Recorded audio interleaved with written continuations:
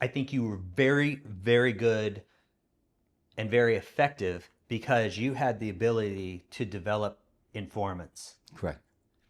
Where do you think that ability came from, and can you provide any advice to guys in the field that maybe need a little bit of help developing those relationships? Because ultimately, if you have good informants, man, you have a ticket to ride. Absolutely.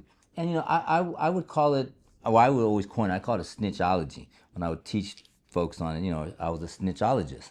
And what happened was that everybody's driven by, for some reason or another, greed, revenge, money, ego, adrenaline, hate.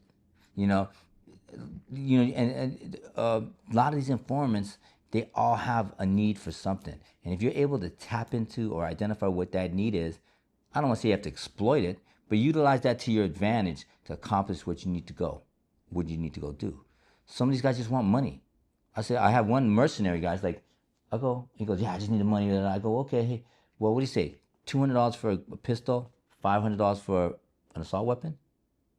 I said, you give me 4 assault weapons, that's 2 G's in a week or 2 G's in a month. You take your pick. You want to be making 8 grand a month or you want to make 2 grand a month? That's your choice. I said, I need drug dealers. I say, hey, look, I know you're going to, when we leave here, I know you're going to do the same shit that I busted you for. But in essence, you get caught. I said, because you're working for me, I'm not going to focus on trying to bust you a second time. Okay, because I'm trying to trust you and trying to earn this trust. But if somebody else busts you over here, one of my other compadres, you're on your own. So having that in mind, I don't care about your connect. Tell me about all these other guys that are selling the drugs and their connects, because aren't they your competition? And they're like, oh, they're trying to think about it. I said, so consider me like American Express. You don't want to leave home without me. That's the deal. So once you understand that game plan, we can move forward and have a happy relationship and keeping these streets safe. And honestly, we can't stop everybody from selling the devil's dandruff or using, the devil's cabbage and all that kind of stuff, because that's just what the shit happens.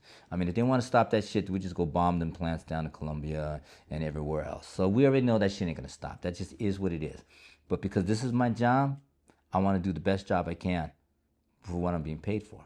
So I said, so right now I got you in custody for doing this. You got to work it off. And this is what you need to work it off. I said, I'm not going to pay you. I'm going to do this. But, you need some extra change because we did seize $100,000 from you that is going to be an asset forfeiture. Maybe we can build it back up for you by you working as an informant and getting us what we need.